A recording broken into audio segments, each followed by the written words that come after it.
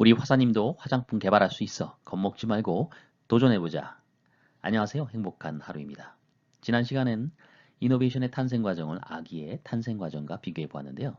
이번 시간에는요, 연인의 후보자를 탐색하는 단계, 바로 신제품 이노베이션을 위한 아이디어 단계를 살펴보도록 하겠습니다. 우선 편의상 신제품 이노베이션 개발 프로젝트명을 한번 정할 텐데요. 저는 H데이라 정하겠습니다. H데이, 해피데이죠. 프로젝트 H데이 잘 기억하시고요. 지금부터 시작해 볼게요. 이 프로젝트 프로세스의 가장 중요한 3대 축 역할을 하는 부서가 있었죠. 부문이 있었죠. 마케팅, R&D, 서플라이 체인, 즉 공장 쪽입니다. 저는요, 과거 경험상 연구개발에 많이 몸을 담고 있었기 때문에요. 설명을 드릴 때 조금 R&D의 관점의 내용으로 말씀을 드리도록 하겠습니다. 이 점 양해 바라고요. 그럼 시작해 보도록 할게요. 아이디어 단계입니다. 도대체 아이디어는 어디서 얻어야 할까요? 아이디어를 도출하는 방법 어떤 것이 있을까요? 만약에 회사에서 근무를 한다 그러면 회사의 내부로부터 보관하고 있는 다양한 연구 기술 정보들 또 시황 정보들 이런 데서 얻을 수 있을 것 같고요. 또한 팀원들 사이에서의 아이디어 미팅들 많이 하겠죠. 그리고 시장 조사를 통해서도 얻을 수 있을 것입니다. 외부로부터는 외부의 경쟁자들이 굉장히 많죠. 이런 경쟁사 동향을 통해서도 얻을 수 있겠고요. 또 고객들이 주는 아이디어, 고객이 제기하는 크레임들 이런 것들로부터도 아이디어를 얻을 수 있을 것 같습니다.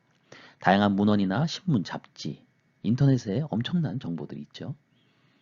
그리고 우리가 직접적으로 또 거래를 하는 협력 업체들로부터 우리 고객의 정보들을 얻을 수 있겠고요. 전시회를 참석하거나 학회에 참여해서 얻어지는 정보들도 있을 것입니다. 전문기관에서 조사를 통해서 보고서를 내는데요. 그런 데서도 이런 아이디어를 얻을 수 있습니다. 아이디어는 이렇게 엄청나고 다양하게 많이 존재할 텐데요. 그 중에서 이런 아이디어를 뽑아내야 하겠죠. 이런 아이디어는 정말 really good, 좋은 아이디어다 하는 이유가, 합당한 이유가 있어야 되겠고요.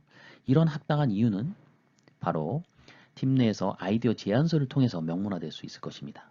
그 제안서 안에는요, 다음과 같은 배경이나 목표, 범위, 장애물, 리스크, 또 구체적인 산출물 등 여러 가지 요소들을 포함하고 있어야 되는데요. 예를 들면 제가 바이오 성분을 이용한 고기능성 미백주름 바이오 화장품이라는 아이디어를 생각해 내었다고 한번 가정해 볼게요. 그렇다면 바이오 성분이 뭘까요? 바이오는요, 바로 자연에서 있는 생물들로부터 얻어내는 원료죠. 동물이나 식물, 또 미생물도 될 수 있겠고요.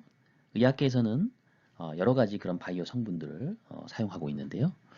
예를 들면 히아루론산 생성 효소라든지 또 미생물을 활용한 사포닌, 또 모낭 줄기세포를 활성화한 탈모 치료제, 남조류를 이용한 천연 자외선 차단제를 배양하는 것, 또 고순도 바이오 콜라겐이라든지 줄기세포 배양액, 인체 세포 조직 배양액이죠. 또 인공 거미줄에 있는 단백질, 발효 기술을 이용한 고기능성 발효 그런 원료들, 그리고 EGFP 상피세포 성장인자를 이용한 화상, 피부개양 치료 등을 얘기할 수 있을 건데요. 이렇게 다양한 바이오 성분들 중에서 화장품 쪽으로 끌어다가 쓸 수 있는 그런 것들이 많이 있습니다. 실제 또 그런 부분들을 많이 이용하고 있고요. 이러한 바이오 성분들 중에서 몇 가지 중요한 그런 새로운 형태의 성분들을 아이디어로 채택하는 것이죠. 그리고 이러한 성분들을 응용해서 화장품 내에 그 기능성 화장품으로서의 제품을 출시하는 것입니다. 아이디어 제안서의 이런 배경에는요, 바이오 성분이란 것들이 무엇이고 또 이를 이용한 바이오 화장품들에 대한 시장 상황들이 현재 어떻게 형성이 돼 있고 또 그를 통해서 우리가 하고자 하는 그런 특정 바이오 성분들을 끄집어내서 또 새로운 신규 시장의 가능성을 열어볼 수 있는지 이런 것들에 대한 내용들을 담을 수 있겠죠. 그리고 이노베이션을 통해서 목표를 설정할 수가 있을 것입니다. 그러한 목표는요, 스마트에 따라서 적으면 좋을 것 같은데요. 스마트라는 것은 S의 specific, 또 M의 measurable, 또 A의 achievable, R의 realistic, T의 time bound입니다. 즉, 구체적이고 측정 가능하고요. 또 성취할 수 있는, 그리고 현실적이고 타임 스케줄을 갖고 있는 형태로 목표를 세우면 좋을 것입니다. 가능한 한 스마트에 따라 구체적으로 적시하면 좋을 것 같고요. 또한 이 프로젝트에 대한 범위를 정하는 것도 필요합니다. 즉, 이 프로젝트 바이오 성분을 이용한 미백주름 바이오 화장품은 30대 또는 40대 여성을 타겟으로 한다. 또 기능성 화장품 범주에서 또 출시를 하는 것이다. 뭐 기타 등등의 명확한 리미트, 한계선들을 정하는 게 필요하겠죠. 본 이노베이션을 진행하는 데 있어서 장애물의 한계가 또 있을 것입니다. 어떤 장애물들이 있는지, 돈이 문제인지, 예산이 문제인지, 또 이 프로젝트를 시행하는 데 있어서 사람, 인적 자원에 대한 부분들은 문제가 될 수 있겠죠. 다양한 형태의 그런 장애물, 이런 것들을, 요소들을 끄집어내서 우선순위를 정해놓고 명시해 놓으면 좋겠습니다. 그리고 리스크들이 있을 것입니다. 엄청나게 많은 리스크들이 프로젝트를 진행하면서 나올 것인데요. 현재 생각될 수 있는 리스크, 즉 프로젝트가 실패하게 만드는 그런 리스크들을 적어봅니다. 기술적인 문제도 있을 거고요. 예를 들면 특허라든지 또는 제형화시켰을 때 그런 어려움에 대한 이유들도 있을 것이고요. 다양한 형태의 리스크가 있을 것입니다. 그리고 마지막으로는요, 본 프로젝트의 목표를 이루기 위해서 진행하면서 얻어지는 그런 일정과 결과물, 이런 구체적인 산출물들을 적어봅니다. 언제까지는 제형을 만들어서 프로토타입을 완성을 하고, 그런 프로토타입의 형태의 제형을 가지고 또 소비자 테스트도 해보고, 또 언제까지 또 그런 초도 생산을 하고, 또 이 제형을 만들고 프로젝트를 완성하기 위해서는 공장에서 어떤 시설이 언제까지는 필요하고 등등의 그런 구체적인 산출물에 대한 일정과 또 결과물들을 적어보면 좋을 것 같습니다. 이런 아이디어 제안서를 가지고요. 최종적으로 이제 아이디어 단계에서 더 나아갈 수 있는지 없는지에 대한 부분들 또 승인을 요청을 하게 됩니다. 승인은 바로 위에 책임자들이겠죠. 팀원들이 모여서 이런 아이디어에 대한 내용들을 한번 정리를 하고요. 그것에 대해서 이제 정말 이 아이디어가 정말 좋은 아이디어인지 판단을 하게 되겠죠. 이제 아이디어를 제안서를 위로부터 제안을 하고요. 승인을 얻게 됩니다. 그리고 나서는 킥오프, 본격적으로 아이디어를 한 단계 더 업그레이드 시킬 수 있는 방법으로 진행할 수가 있게 되겠죠. 팀원들이 결정이 되고요. 팀 프로젝트, 프로젝트 H데이가 시작이 됩니다. 자, 이제 킥오프가 시작되었습니다. 프로젝트 H데이. 자, 고기능성 미백과 주름, 바이오 성분을 이용한 바이오 화장품이라는 개념으로 한번 스타트해 보도록 하겠습니다. 그렇다면 그 다음에 작업은 어떤 일들을 해야 할까요? 바로 기술 검토 작업이 이루어져야 합니다. 즉, 바이오 성분을 이용해서 기능성 화장품을 만든다. 바이오 성분은 어떤 성분을 사용할 것인지, 또 그 성분들이 화장품에 사용할 수 있는 그런 성분인지를 봐야 되겠죠. 또 어떠한 리스크가 있는지도 봐야 되겠고요. 기능성 화장품 화장품법상의 별도의 새로운 정의에 따라서 5가지의 정의가 있죠. 그리고 그 5가지의 정의를 다시 풀어서 11가지의 범위로 나누고 있습니다. 그럼 우리가 추구하고자 하는 이 프로젝트의 기능성 화장품은 거기에서 어디에 포함되는지, 그리고 또 거기에 포함될 때 어떤 규정들이 있는지, 예를 들면 기능성 화장품은 심사를 받아야 되는 규정이 있습니다. 심사를 받기 위해서는요, 안전성 데이터가 필요하고요, 유효성 데이터도 필요합니다. 그럼 그걸 하기 위해서는 많은 돈과 비용이 들어가겠죠.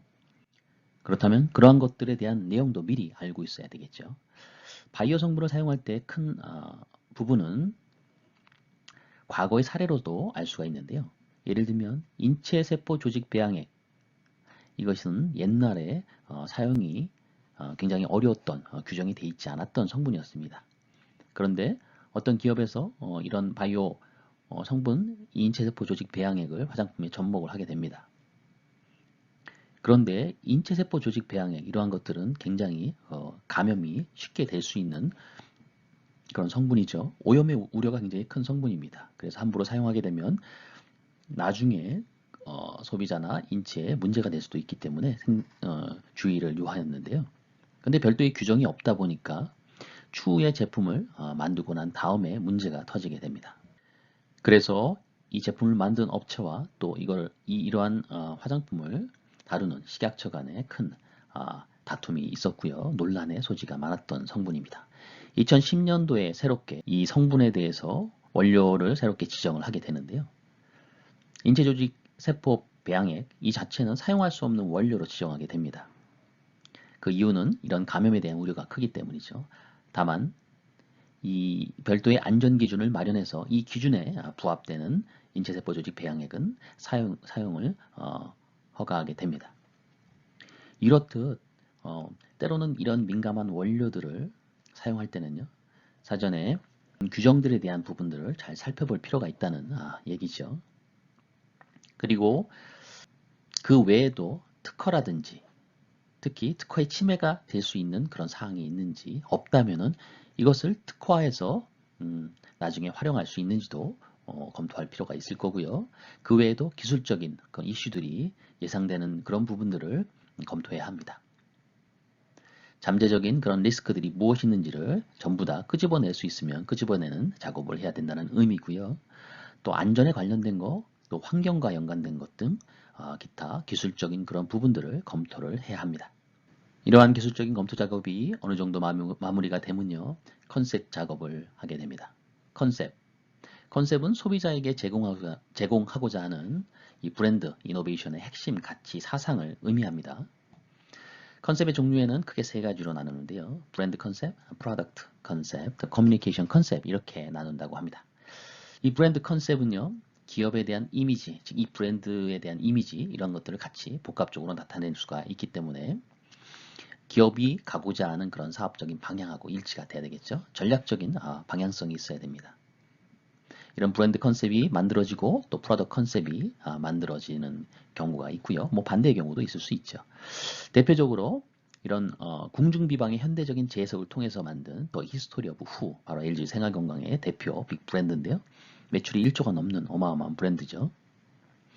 우리의 궁중문화, 과거의 그런 궁중문화가 현대과학과 만나서 새롭게 가치 있는 미의 조화를 창조해낸 형태의 컨셉을 만들어냈는데요.